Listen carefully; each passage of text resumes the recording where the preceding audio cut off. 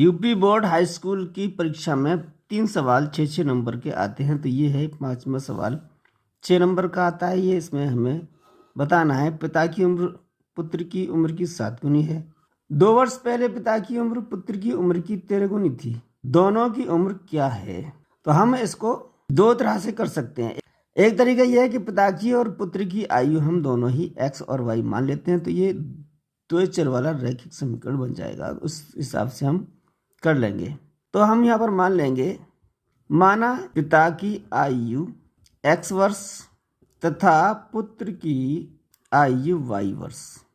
अब पहली शर्त क्या है? पहली शर्त के अनुसार पुत्र की आयु की 7 गुनी है किसकी? पिता की आयु। पिता की आयु है x, ये 7 गुनी है y से। हमें इसको बराबर करके समीकरण बनाना है। तो x बराबर y, तो ये 7 गुनी है, तो हमें बराबर करने के लिए इसमें 7 का गुणा करना पड़ेगा। तो ये समीकरण बन जाएगा x माइनस 7y बराबर 0। ये पहला समीकरण हमें बन गया है। अब 2 वर्ष पहले, अब क्या होगा? 2 वर्ष पहले पिता की आयु कितनी होगी? पहले की बात हो रही है तो पहले 2 साल कम हो जाएंगे, x माइनस 2 वर्ष हो जाएगा। अब 2 वर्ष पहले ही पुत्र की आयु कितनी होगी? ये हो जाएगी y में से 2 घट जाएगा, पहले की पूछ रहा है। इन दोनों आयु में ये दोनों आयु आ गई हमारी 2 वर्ष पहले की, x माइनस 2 और y माइनस 2। इन आयु में 13 गुना है। कौन सी आयु है 13 गुना? पिता की आयु होगी 13 गुना। अब इनको बराबर कैसे करें ताकि हमारा समीकरण बन जाए? यह है x माइनस 2 और यह है y माइनस 2।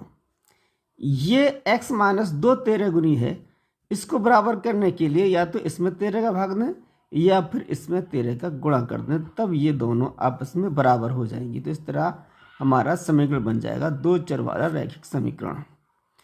ये हो जाएगा x माइनस 2 बराबर 13 का मल्टीप्लाई कर देंगे 13y माइनस 13 दूनी 26। 2 ये अचर पद है, इसको इधर दाईं तरफ पक्षांतर कर देंगे। 13y बाईं तरफ ले लेंगे तो ये प्लस का है माइनस का हो जाएगा। 13y बराबर माइनस 26 धन 2। पक्षांतर करने पर चिन्ह बदल जाते हैं। ये माइनस का था तो ये प्लस का हो गया, ये प्लस का था तो इधर आ गया तो ये माइनस का हो गया। अब ये दूसरा समीकरण हमारा मिल जाएगा x माइनस 13y बराबर, ये माइनस के 26 हैं तो 2 प्लस के हैं, तो इसमें क्या होगा?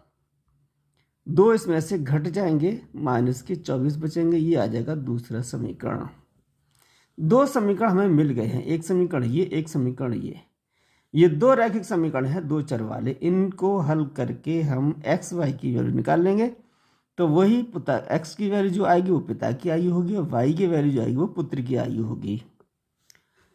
दोनों समीकरणों को हमने लिख लिया है। x माइनस 7y बराबर 0 फर्स्ट समीकरण है, x माइनस 13y बराबर माइनस 24 ये दूसरा समीकरण है। अब इसमें देखेंगे दोनों समीकरणों में x एक यहाँ पर है, x एक यहाँ पर है, दोनों आपस में क्या है? बराबर है। तो इसमें गुणा करने की कोई ज़रूरत नहीं है, सीधा सीधा देख रहे हैं ये दोनों बराबर है। x यहाँ भी, x यहाँ भी, ये दोनों के चिन्ह समान है तो फिर ये घटाने पर कट जाएंगे। तो क्या होगा? समीकरण 1 में से 2 घटा देंगे। तो घटाने पर क्या होता है? चिन्ह बदल जाते हैं। ये माइनस हो गया, ये प्लस हो गया, ये भी प्लस हो गया, x से x कट गया। 13 प्लस के हो गए 7y माइनस के हो गए, 13 में से 7 घट जाएंगे, प्लस के बचेंगे 6y और ये बराबर प्लस के आ गए 24। तो y बराबर 24/6। 6 से कट गया, 6 चौक 24, तो y बराबर आ जाएगा 4। तो ये आ गई उम्र y पुत्र की।